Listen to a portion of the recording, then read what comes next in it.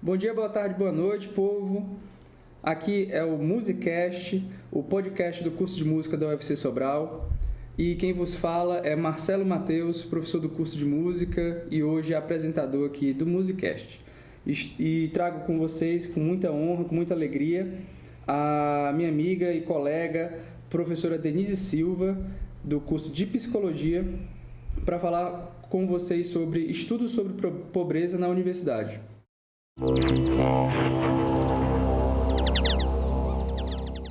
Hoje, no nosso episódio do programa Trocando Ideias, vamos conversar com a doutora Denise Silva, professora do curso de Psicologia da UFC Sobral e coordenadora do LAEDES, Laboratório de Estudos das Desigualdades e Diversidades. O tema de hoje é Estudos sobre Pobreza na Universidade. Vamos entender por que é necessário estudar sobre o assunto e discutir o papel da universidade pública nesse contexto.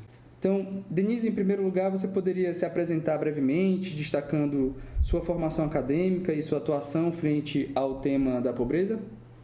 Ok. Boa noite a todos, todas, todes que estão aí, ou bom dia, boa tarde, né? Sou Denise Silva, como o professor Marcelo já me apresentou. Sou filha do povo Tapeba, nascida em Calcaia, né? Tive onde morar por muito tempo, graças ao povo Tapeba. Sou formada em Ciências Sociais, mestre em Sociologia, doutora em Sociologia e professora efetiva na UFC Campus Sobral desde 2010. Sou professora da UFC desde 2006, né? Eu cheguei aqui junto com a universidade, né? Não tinha nem prédio, mas era como professora substituta. Dei aula embaixo de árvores. Dizem por aí que isso é lenda, mas não é não, viu? Os livros eram nossas cadeiras. Livros sempre nos colocam para cima, né?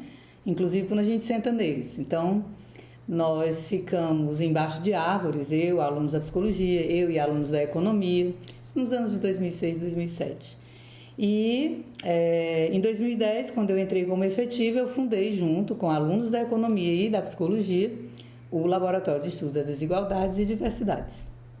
Denise, no dia a dia, nós ouvimos muito falar sobre pobreza, sobre índices econômicos, e é interessante como normalmente essa discussão fica distante. Então, queria te perguntar o que é pobreza? O que é pobreza do ponto de vista acadêmico? E depois a gente conversa como a gente coloca isso de uma maneira mais direta. Mas, do ponto de vista acadêmico, o que é pobreza? Então, no LAEDES, né, antes de ir para as extensões, antes de ir para as escolas, nosso campo de atuação são as escolas públicas, CRAs, CREAs, mas especialmente escolas públicas, abrigos, asilos. Mas antes de ir para esses lugares, nós estudamos diversos autores. Há quem pense que a gente só estuda Marx. Marx é só um deles, né? Porque Marx é um economista. E aí, do ponto de vista da economia, do ponto de vista da dialética marxista, pobreza é o contrário da riqueza. Mas isso é só língua portuguesa. Não, isso é uma condição estrutural, né? Só existe pobre porque existe rico, necessariamente. O Pedrinho Guareschi, inclusive, vai analisar esse conceito de uma forma muito mais ampla. Ele vai dizer que não existem pobres, existem empobrecidos. Porque se você falar dessa forma estática, fulano é pobre, parece que a pobreza pertence a essa pessoa. Se você disser que ele é empobrecido, fica muito claro que ele é pobre porque alguém ficou rico, né? Então, do ponto de vista teórico, né, pensando à luz de Marx, pobreza é o resultado direto da riqueza. Mas aí nós não estudamos só a pobreza como um resultado direto da riqueza, que é o ponto de vista econômico de Marx, porque tem outros economistas que vão apontar muitas outras, vão ter outras abordagens. Nós também estudamos sob o ponto de vista de Pedro Demo, que aliás é o que mais nos interessa, que é a pobreza política. O que é a pobreza política? É a não compreensão de direitos, é a não compreensão dos acessos que deveria ter e não tem, de direitos que estão na Constituição e são negados. A pessoa não tem o entendimento de que ela tem direito à educação de qualidade, ela não tem entendimento que ela tem direito à saúde de qualidade, ela entende várias políticas educacionais e de assistência como favor. E aí isso tem a ver com outro conceito que nós também estudamos, que é o conceito da meritocracia, que parece que eu preciso lutar muito para adquirir uma coisa que eu já tenho, que está lá na Constituição. E aí a gente entra na outra abordagem de pobreza, que é a pobreza política. Então, dentro da academia, o que os alunos da psicologia, os da economia, porque o Laedes é aberto para todos os cursos, é majoritário a presença da psicologia, mas já participaram alunos da odonto, da economia, já teve aluno do curso de música, em alguns momentos participando da parte teórica. O que nós fazemos no grupo de estudos é tentar compreender esse conceito que a gente vê com Pedro Demo, que a gente vê com o Marx, que a gente vê com o Max Weber. O Max Weber tem uma fala muito boa, que ele diz assim, é muito fácil conquistar, ser carismático com os pobres, com quem tem fome, porque qualquer coisa que você diga vai emplacar. Então, nós trabalhamos a partir dos clássicos da sociologia, dos clássicos da psicologia, o Martin Baró, Bader Savaio, são autores que vão nos embasar para quando estivermos em campo, podermos nos aproximar minimamente com o cuidado necessário, já que o nosso público já é tão vulnerável, já é tão sofrido, chegar perto da pobreza de qualquer jeito não é interessante, E aí a gente usa muito a metodologia do Max Weber, quando ele diz assim, o conceito ele é uma coisa vazia. O que está escrito no dicionário, o que está escrito na economia, o que está escrito na sociologia sobre pobreza, nem de longe é o que o pobre de fato vê como pobreza. E aí, se você me perguntar o que é a pobreza para quem vive a pobreza, também vai ser algo muito subjetivo. Mas, de um modo geral, é um sentimento atravessado por humilhação, por vergonha, baixa autoestima, medo, insegurança, que parece não ter nada a ver com o que a gente estuda. É interessante que você está apontando várias coisas que são extremamente reais, mas que normalmente elas ficam submersas nos indicadores econômicos, porque normalmente o pessoal fala de pobreza no sentido de indicadores de consumo, quanto a pessoa pode, quanto aquela pessoa, aquela família consegue comprar, o quanto ela consegue consumir, quase como se ela fosse o que ela consumisse. Mas você está trazendo uma outra perspectiva que é extremamente real também, que às vezes a incapacidade, a impossibilidade momentânea da pessoa acreditar que pode sair daquela situação. E quase que a pessoa se resigne, a pessoa passa a acreditar que ela pertence àquela situação de alguma maneira. Então é como se a pessoa ficasse também não só fosse um indicador econômico de possibilidade de consumo, mas também fosse uma situação psicológica, vamos dizer assim, de incapacidade de visualizar uma saída daquela situação, uma impossibilidade de, não sei se é essa palavra, mas de se emancipar. Isso é uma coisa muito, muito relevante, E passa por essa dimensão do consumo, já que a gente vive numa sociedade que acredita que nós somos o que temos. Então, a dimensão do consumo pesa muito na hora que eu não acredito que eu posso me emancipar. Porque parece, para onde você se vira, você só vê pessoas que alcançam coisas porque tem coisas. Então, se eu tenho um carro, eu posso atravessar uma cidade inteira. Se eu tenho uma bicicleta, vai depender, inclusive da bicicleta. Se eu tenho dinheiro para comer, eu posso ir para a universidade, porque eu vou sair da minha cidade e vou para a universidade. Ah, Denise, tem um restaurante universitário hoje e com 2 refeições, na UFC, na UVA, não sei. Então, quais universidades têm o que para oferecer? Então, eu quero me emancipar, e me emancipar tem a ver com fazer uma faculdade. Entrar numa faculdade não é o bastante, porque eu preciso comer, eu preciso vestir, que roupas eu vou para a universidade, né? Que livros? Com que livros? Cadê o dinheiro do texto? Então, observe que tudo que me permitiria me emancipar passa pela dimensão do quanto eu tenho. Daí a frase clássica do Marx, né? O poder que cada um tem, ele carrega no bolso. É uma frase antiga que se encaixa muito bem nos dias de hoje. Essa ideia de que o poder que nós temos é carregado no bolso é muito vivenciado subjetivamente pelo pobre. Até onde eu posso ir com o dinheiro que eu não tenho? De fato. E aí, nesse contexto, a gente está numa universidade pública que tem um compromisso social, e na região que nós atuamos, recebemos muitos alunos pobres, né? Muitos em situação de pobreza, né? Para ser ainda mais, usar uma terminologia mais adequada, né? Não é que a pessoa é pobre, mas a pessoa está numa situação de pobreza, aquilo deve e precisa mudar. Como você vê o papel da universidade pública em relação a esse tema da pobreza? Então, vou tentar ser menos agressiva. Eu acho que a universidade tinha que se responsabilizar mais, né? Não estou dizendo que todo mundo tem que estudar pobreza como eu, mas eu penso que todas as formações, elas têm como colaborar com a diminuição desse abismo que há entre pobres e ricos. Também não estou trazendo aqui a ideia utópica de que todo mundo tem que ter a mesma condição econômica, mas todo mundo tem direitos que são constitucionais, de ter acesso à alimentação, de ter acesso à educação, de ter acesso à saúde. A universidade, historicamente elitista como já faz muito, eu percebo, vou falar do nosso campus em especial, eu percebo muitos projetos de extensão fazendo uma enorme diferença na cidade de Sobral e vizinhança, mas ainda deixa a desejar em muitos aspectos. Eu diria que mais com os nossos alunos do que com a comunidade de fora, né? Acho que os projetos de extensão estão ganhando a cidade no sentido de chegando na comunidade, fazendo a diferença na escola, nas escolas, em tantas outras parceiras.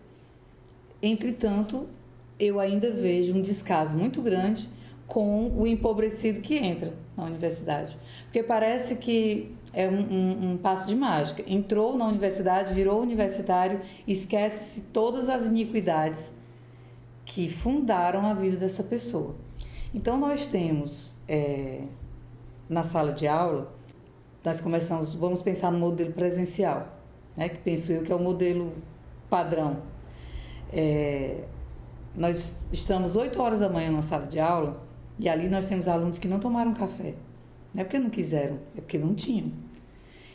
E nós temos alunos que estão programando uma viagem para a Inglaterra, como eu já vi, né? Assim, duas situações bem distantes. No mesmo espaço. No mesmo espaço, um do lado do outro. E aí nós temos um aluno, você vai e está dando aula, cita um autor e o aluno salta de lá e diz assim: e a senhora leu tal autor? Por exemplo, Shakespeare, Nietzsche. Quando do lado dele tem outra pessoa que só leu o basiquinho que foi fornecido pela escola e com alguma dificuldade, porque nós temos muitos analfabetos funcionais, e ele se sente um verme. E óbvio que o outro que perguntou, a senhora leu Nietzsche, a senhora leu Shakespeare, não é culpado, né? Eu não estou dizendo isso. Eu estou querendo dizer que nós, enquanto educadores, nós, enquanto universidades, precisamos trabalhar a educação, a relação dentro da sala de aula, lembrando dessas desigualdades, não são diferenças. Né? Nós temos um discurso muito bonito de acolhimento das diferenças, mas acolher a diferença é diferente de considerar as desigualdades. Né? Então, o aluno empobrecido dentro da universidade, ele tem um sofrimento a mais, estou querendo dizer que os outros também sofrem, as diversas coisas da vida, faz parte, mas o aluno empobrecido, ele tem um sofrimento a mais. Ele tem a vergonha, né? Ele tem a dificuldade de leitura, alguns, não quer dizer que, né? Não são todos, são muitos, mas eu não tenho um número preciso para dar. Ele sofre a fome. Lembro do restaurante universitário? Lembro do restaurante universitário e lembro que o restaurante universitário é pago, E lembro também que nem todos têm acesso ao restaurante universitário gratuito. E lembro também que o restaurante universitário tem 2 refeições. A gente sabe que não são suficientes. Não dá para morrer de fome, mas não são suficientes. E nós temos o aluno que muitas vezes desiste, porque tem que se deslocar por 2 horas, né? Pensando aqui na nossa realidade em Sobral, por 2 horas para a sua cidade em São Benedito, porque não conseguiu auxílio moradia. Eu tinha um aluno na psicologia que ele viajava, a minha disciplina optativa era à noite, terminava 10 horas, e ele saía da aula 9h30 para ir pegar o ônibus lá na Parada da Uva, porque não passava ali no Mucambinho, e ele chegava em casa perto de meia-noite. E toda vida que ele chegava em casa, ele passava uma mensagem para mim e dizia: professora, eu cheguei, o que mais que a senhora deu depois que eu saí? E aí eu passei a gravar para ele o restinho da aula. Eu achava desnecessário porque ele era muito estudioso, mas ele ficava tão angustiado que eu passei a gravar. Para a aula de 8 da manhã, ele ia dormir meia-noite, né? Ele saía de São Benedito às 5. Então não era de admirar encontrar aquele menino dormindo em algum canto no chão, né? E ele não tinha auxílio moradia. Então não foi só uma nem 2 vezes que alguém teve que pagar o almoço, porque ele não tinha dinheiro para o almoço do RU. Até que um dia ele me procurou, eu estava na coordenação nessa época, e disse que não estava mais aguentando, estava muito cansado. Estava esgotado. E aí eu disse que ele trancasse 1 ou 2 para não... Aí ele disse: não estou cansado só de viajar todo dia, não estou cansado só de dormir pouco, eu estou cansado de precisar que alguém pague a comida para mim. Eu estou cansado de olhar para o meu colega do lado e perguntar se ele pode pagar meu almoço, porque eu não estou aguentando. Eu estou cansado de não ter o texto que os professores pedem. Eu estou cansado de olhar para o meu pai, que é agricultor, e pedir dinheiro para comprar texto. Eu estou cansado disso tudo. E não é que está cansado de exagero, está cansado de coisa básica, coisa essencial, que para boa parte das pessoas, não sei, não consideram isso uma coisa a ser pensada porque já é dado. Mas é uma coisa tão básica que beirou absurdo. Isso. Aliás, beirou absurdo não, é absurdo, né? O almoço do estudante é muito pouco, né? R$1,05, se eu não me engano. Então, R$2 por dia para ele almoçar e jantar, R$10 no final da semana, R$40 no final do mês.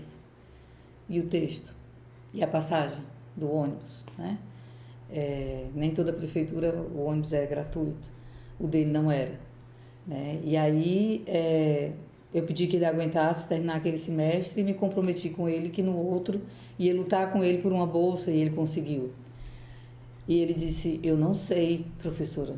Eu lembro demais desse dia, quando ele conseguiu a bolsa. Ele disse: eu não sei, eu não conseguiria. Se a senhora colocar aqui em cima da mesa para mim agora, eu não saberia contar R$1 milhão. Mas R$1 milhão para mim hoje vale 400. Que era o valor da bolsa, né? Eu estou me sentindo com R$1 milhão. E ainda nem chegou. Ele conseguiu a bolsa e ainda não estava com dinheiro. Mas saber que eu vou ter R$400, para mim, eu não sei nem como eu vou contar. Então, esse sentimento de estar pobre, né? É bom a gente usar o verbo estar, né? E não porque ser pobre não é da essência do indivíduo, é da estrutura desse país, né? Estar pobre é estrutural, pobreza é estrutural. Então, o sentimento de estar pobre é um sofrimento ético-político que precisa ser considerado pela academia. Não importa a formação, não é porque eu não sou de humanas. A odontologia precisa ter a compreensão de que sorrisos mudam vidas. Pessoas conseguem empregos com dentes saudáveis. Pessoas com dentes cariados não conseguem emprego. Como eu vivo dizendo quando a gente se encontra, eu sei que a música vai muito mais além do que o que eu alcanço. Mas se tem uma informação que chega, é a musical. Então, o curso de música, com o trabalho que vem fazendo nas escolas, eu não tenho dúvida que faz enorme diferença na vida de jovens pobres. As engenharias, né? A Ritinha com a disciplina dela de CTS, convidando os meninos da engenharia a pensarem as tecnologias para diminuir as iniquidades. Pense nas tecnologias fazendo uma relação com a sociedade. E eles conseguem. Mas é uma professora, né? Obviamente tem os projetos de extensão da engenharia que também tem grandes contribuições. E por que a gente não tenta fazer esse pensamento para dentro da nossa, né, para o nosso público, para os nossos estudantes? Vamos agora pensar aqui como a gente pode diminuir o sofrimento psíquico do nosso estudante. Continuar o que a gente está fazendo para os lá de fora, se possível aumentar, né? Porque tem mais pobre que rico. E tentar pensar em estratégias dentro da universidade de acolhimento desse empobrecido que está lá fora. E que quando entra, nós não temos estratégias de cuidado para a permanência. A gente está muito preocupado, né? Como a gente ouviu no último encontro pedagógico, o custo aluno. O custo aluno. Não vamos deixar que ele evada. Como se o foco fosse bota ele para estudar para ele terminar no tempo certo. Estudar com barriga vazia ou estudar tendo que enfrentar todos esses problemas, como é o caso desse menino, né? Era o caso dele, o ônibus, o pedir o texto para o colega, o pedir a comida para o colega, todas essas coisas interferem no rendimento. Então, muitos vão evadir. Na verdade, acaba que uma pessoa que consegue entrar na universidade e se manter por um tempo que seja, já demonstra uma resiliência, uma capacidade de luta excepcional, porque está lidando com... para sobreviver, já está lutando demais. Sim. Imagina para se manter num espaço tão diverso, tão complexo, tão desafiador da universidade. Exato. E é interessante esse seu olhar, né? Porque demonstra que nosso público direto, nossos alunos, não necessariamente são acolhidos na universidade, efetivamente. Uhum. E, mais uma vez, reforça essa questão de que essa situação de pobreza precisa... Não é que a solução é simples, fácil e rápida. E eu suspeito até que qualquer solução simples, fácil e rápida seja equivocada. Mas você está trazendo uma coisa que ao mesmo tempo parece simples, mas quando você utiliza, né, essa ideia, ela complexifica o olhar e talvez permita uma ação mais efetiva, que considera essa situação de pobreza quando for abordado, no começo. Não só quando você descobre que alguém, por exemplo, estava com fome, que não pode comprar alguma coisa, mas já de cara, né, já considera e tenta ver estratégias de acolher. Cada curso, cada professor, cada professora vai acabar desenvolvendo estratégias. A gente pode, inclusive, compartilhar essas estratégias, entender melhor. Inclusive, o que me leva à próxima pergunta é estudar para se embasar melhor sobre isso. Estudar, e assim, é interessante que não necessariamente você precisa até comentar apenas textos acadêmicos, mas até, sei lá, filmes, vivências que você acha importante para introduzir de uma maneira mais embasada essa discussão, né? Então, a minha pergunta é o que você indica para os nossos alunos do curso de música e até os demais ouvintes para aprofundamento nos estudos sobre pobreza e desigualdades, se podemos citar assim? Pronto, assim, são textos relativamente densos, né? Que eu convido para vir para o LAED, se quiser, né? Para participar dos grupos de estudos. Todo semestre muda o horário, porque é de acordo com os bolsistas, né? Quem manda no projeto são eles. Para a gente colaborar nessa compreensão desses textos, né? Mas, assim, quero entender minimamente sozinho. Eu sugiro, em especial para o curso de música, né, que é licenciatura, gosto muito de uma obra do Bernard Lahire, que é Sucesso Escolar em Meios Populares, né? Que o Lahire vai falar de como se espera sempre que o aluno pobre fracasse. E ele vai dizer que a taxa de sucesso escolar nos meios populares vai mostrar quais as configurações sociais que contribuem para esse sucesso. E tem a ver com você considerar o contexto onde está o estudante. Lembrei da Bernadette, né? Quando ela diz assim, um aluno que tira um 2, tira um 10, ele não está com média 6. Então, o Lahire diz de outra forma nessa obra, né? Que um aluno que vem de uma condição precária como esse aluno de São Benedito, quando ele tira um 7, aquilo não foi um 7. É muito mais, né? eu tinha um orientando, já se formou esse. Ele passou o curso quase todo querendo desistir, né? De uma pobreza extrema, lá de Itaperuaba, com algumas questões de uso excessivo de álcool, uma história bem dolorosa e tal. E aí teve um dia que ele foi entregar ele me entregou um trabalho, e esse trabalho dele ele tirou um 7 na minha disciplina. Eu não tinha entregue o trabalho para ele ainda, né? Como eu não tive tempo de corrigir todos, o dele foi um dos primeiros. Eu estava com o trabalho em casa e eu achei muito bom eu ter conversado com ele antes de entregar o trabalho dele. Melhor ainda porque eu tinha colocado a nota a lápis, porque depois eu ia reler isso que eu tinha visto. Aí ele disse: professora, eu já vou lhe pedir desculpa porque aquele meu trabalho não está bom, eu sei que não está bom. Eu procurei entregar no prazo, mas ele não está bom. Eu tive uma série de dificuldades. Aí foi narrando uma série de tragédias que culmina com ele ter perdido o trabalho no computador da UFC. Então ele pegou um computador emprestado de alguém na cidade dele e fez em 40 minutos com a pessoa: bora, terminei que eu estou precisando. Então ele disse tudo que eu tinha feito, que eu perdi no computador da UFC, eu não consegui, sim, lembrar de tudo, e eu fiz em 40 minutos, numa noite muito difícil, assim, eu tinha passado o dia inteiro em Sobral, tendo aula, eu só tinha almoçado, isso já era 10h30 da noite, a pessoa queria que eu entregasse o computador, e no dia seguinte eu tinha que lhe entregar. Então, assim, foi uma saga para ele me entregar esse trabalho. Quando ele narrou isso, eu disse para ele, né? Seu trabalho está muito bom.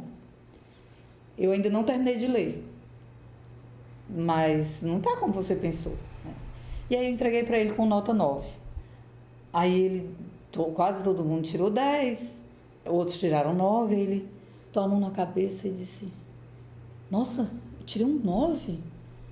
Aí eu disse: se eu pudesse, eu lhe dava um 12. Mas como eu gosto que as pessoas sempre continuem, né, batalhando para ficarem cada vez melhores, porque diante de tudo que você viveu para fazer aquele trabalho, você merece um 12. É porque não cabe no SIGA um 12. Aí ele disse: mas essas coisas que eu vivi, elas não contam para avaliação. A gente nunca conta com isso, né? E aí essa obra do Larry é muito boa, né? Nesse sentido de o que é que conta, né? Então eu sugiro, né, voltando para a tua pergunta, essa obra do Larry, A Pobreza Política, do Pedro Demo, e Dureza, que é também do Pedro Demo, que ele fala de pobreza de mulheres. Então, assim, os mais básicos que a gente lê, né, são esses, e Da Pobreza ao Poder, né? É uma obra grandinha, mas também bem didática. Também do Pedro Demo? Não, é do Green. Esqueci o primeiro nome, mas o segundo nome é Green. Sempre que os meninos entram no LAES, os novatos passam por esses textos obrigatoriamente, né? E para quem pensa, né, tentar relacionar pobreza e educação, que é o que a gente faz no LAES o tempo inteiro, é inevitável, assim, para a gente tem que estudar os herdeiros do Bourdieu e os escritos de educação, porque está muito claro lá, né, que dentro das instituições nós reproduzimos o que está fora delas, que é a desigualdade implicada na educação. Então, para os alunos de curso de música, para quem tem interesse em compreender a pobreza e, em especial, a pobreza pensada para a educação, eu sugiro esses autores, né? O Bourdieu, o Bernard Larry, o Green e o Pedro Demo. Excelente. E sobre o LAEDS, quem quiser acompanhar, como é que faz? Tem um site, tem as redes sociais, como é que funciona? Pronto, tem o Instagram, tem o Facebook e tem o site do próprio laboratório. E é aberto, né? Muita gente pergunta: como é que faz a seleção? Não faço seleção, né? E nem na psicologia. É inclusive um problema, assim. Todo mundo critica porque eu não faço processo seletivo. Por que não faço? Porque estudar pobreza não é para ser um desejo, que eu quero uma bolsa, aí eu vou estudar pobreza. É um tema muito caro para mim. Então, os alunos da psicologia que querem participar, entram, começam a participar e eu avalio, né, o quanto eles se dedicam e quando tem bolsa, ele ganha bolsa.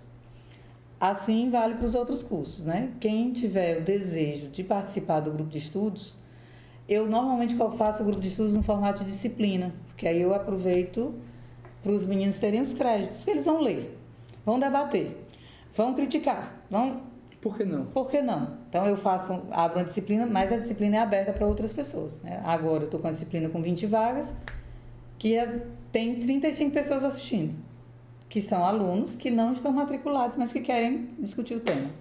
Os que estão matriculados são os do LAEDS. Tá ótimo. Então, LAEDS com 2 Ds, Isso. Laboratório de Estudos das Desigualdades e Diversidades. Isso. E a gente está se encaminhando para o final, Denise. Com certeza deve ter outros momentos, se você permitir, mas claro. O de hoje eu queria encerrar assim, deixando um espaço caso você queira deixar algum recado, alguma dica, caso você queira comentar alguma coisa que eu não perguntei. Então esse espaço final é seu para você falar o que quiser. Uma coisa me incomoda muito quando as pessoas falam sobre condições de pobreza. É entender a pobreza como escolha, né? Entender a pobreza como, as oportunidades estão aí, por que você não pegou? Estão aí para quem? Como elas chegam, né? Então, assim, é um apelo mesmo que eu faço a quem se dedicar a falar sobre pobreza. Entenda, pessoas não nascem pobres, pessoas são empobrecidas por um sistema. E eu não estou aqui fazendo defesa de que mudemos, não, vão abaixo o capitalismo, não é isso, né? Eu não trabalho com ilusões, né? Eu trabalho com o pé no chão. Mas nós não precisamos viver dentro do sistema capitalista com pessoas morrendo de fome, com pessoas sem acesso ao básico que é constitucional, gostaria de lembrar. Né? Não é invenção de Che Guevara nem de Karl Marx, não, está lá na Constituição, são direitos básicos que muita gente não acessa. Então, quando a gente pensar na pobreza, assim, eu apelo muito, né?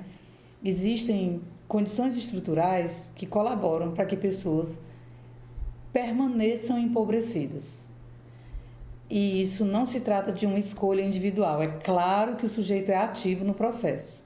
Mas digamos que alguém abra um menu para você. Tá aqui, Marcelo. Veja, escolha o que você vai comer. E nesse cardápio você vai ver panelada, buchada e rabada. Você vai pedir filé mignon? Então, pessoas nascem numa condição de pobreza e elas vão ter um leque de opções. Entre as opções, tem várias ali. Tem inclusive para ser aviãozinho. Tem para ser lavadeira, tem para ser pedreiro. Dificilmente, mas entenda, não é impossivelmente, dificilmente vai ter a opção, seja médico, seja engenheiro, seja musicista. Dificilmente. As pessoas que saem das condições de pobreza para esses lugares, como medicina, música, psicologia, engenharia, não são regra, são exceção. A regra é abrir o cardápio e dizer, só tem panelada, buchada e rabada? Por favor, me dê uma panelada. Essa é a regra. Alguém que quer filé mignon nesse cardápio vai se levantar da condição de pobreza e vai procurar outro tipo de alimentação. Mas para isso ela precisa de suporte. Então, o recado final é: pobreza não é escolha, é estado, é condição. E é um papel também, não só, mas também da universidade, diminuir esse abismo que há entre pobres e ricos. É isso.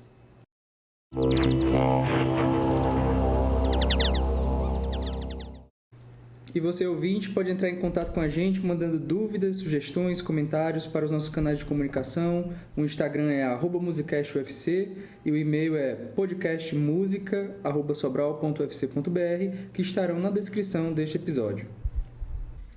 Equipe responsável pelo Musicast. Apresentação e roteiro, Carla Viana e Marcelo Mateus. Edição, Douglas Lopes e Matheus Elildo. Trilha sonora, Caio Viana e Rodrigo Gadelha. Social Media, Fran Nascimento e Carla Viana. Coordenação geral, Marcelo Mateus.